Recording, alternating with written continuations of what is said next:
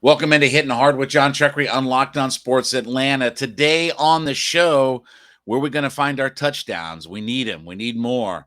The unsung hero potentially for the Falcons defense, and when is the exact time to start being concerned about the Atlanta Braves?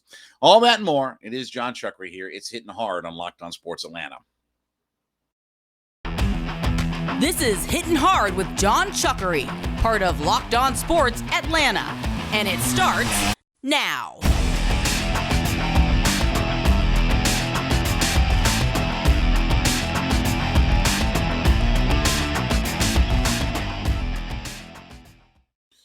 Welcome in on this Tuesday edition of Hitting Hard with Jon Chuckery on Locked On Sports Atlanta. Don't forget, we want you to head over to our YouTube page, youtube.com. Put in the search browser, Locked On Sports Atlanta. Up over 1,200 people now that have subscribed. So we really appreciate it. We're growing very, very quickly. So be a part of the community. Hit the subscribe button. Leave us a comment as well. I always read through all the comments that you all leave, whether I agree, disagree, what have you out there. Do appreciate the feedback on everything that we are doing. And, of course, give me a follow on my personal Twitter page at JMCH316. Rookie minicamp in the books for the Atlanta Falcons. I saw that the Falcons added another bigger wide receiver yesterday, a kid that formerly played for Green Bay, 6'3". I think he had over 1,000 yards for his career in Green Bay, and that's fine. We keep hearing about all these big wide receivers, right? Pitts and London and Edwards and this guy and that guy and all that. That's great. That's great. But here's the thing that I need, though. Last year, the Falcons scored the fourth. Well, I should say there were only 4 teams in the NFL that scored fewer touchdowns than the Atlanta Falcons. Only 4. Only 4 teams had fewer offensive touchdowns than the Atlanta Falcons.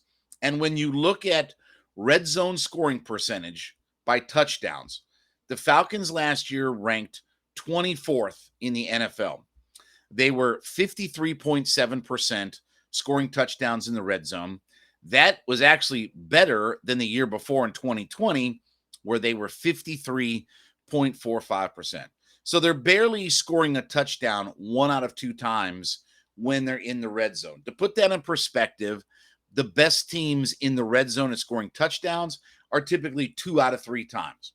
So we know how much red zone woes and things like that have been an issue for the Atlanta Falcons. And obviously their ability to score touchdowns has been in question.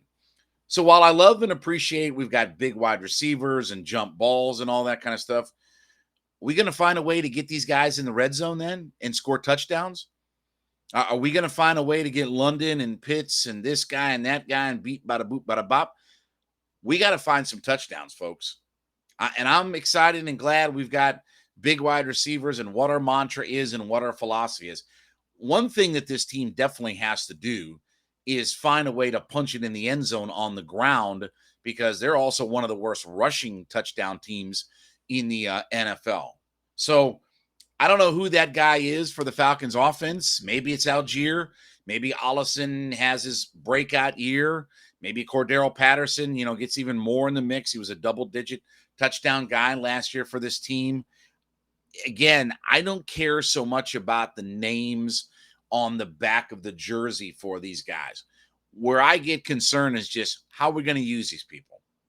And again, I'll ask the question, and I'm going to keep repeating this until I truly see or get an answer to it. What is our offensive philosophy?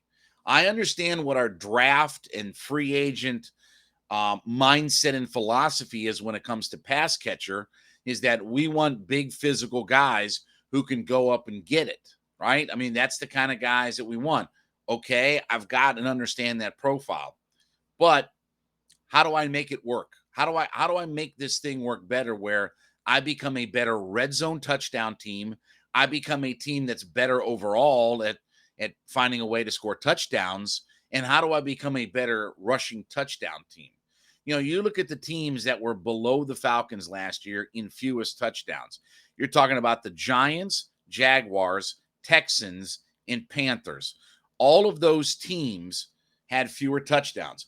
Well, that's 4 of the most anemic offenses in the NFL. And that's where we've been kind of trending. Even the average NFL team, the average team in the league scores 37 touchdowns. We were at 33 last year. So we're just over 10% fewer touchdowns than even the average sort of team in the league. And it puts us down in, again, the anemic offenses of the NFL.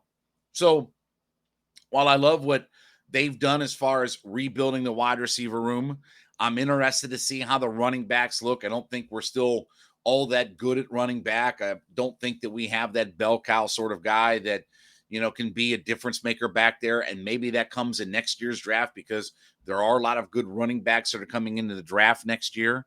And I understand our philosophy for how we're picking players. And obviously, Pitts is this unicorn, but the unicorn was a one touchdown guy last year. And that can't happen. I can't have Drake London and Kyle Pitts combined for 3 or 4 touchdowns.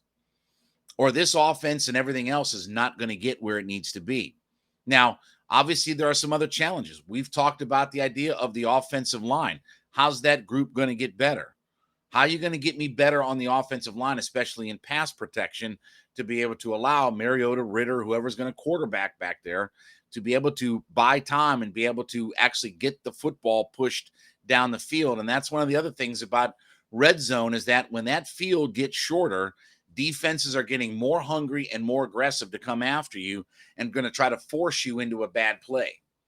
So I like what's going on. I appreciate what I'm seeing. Again, I asked the question about our offensive philosophy and identity. And I do think that Arthur Smith will adjust and they will find a way to get those guys on the field and try to use those guys in different ways. I mean, this is where coaching has to start to take over, right? This is where you expect Arthur Smith to start to put his offensive mind on display, right?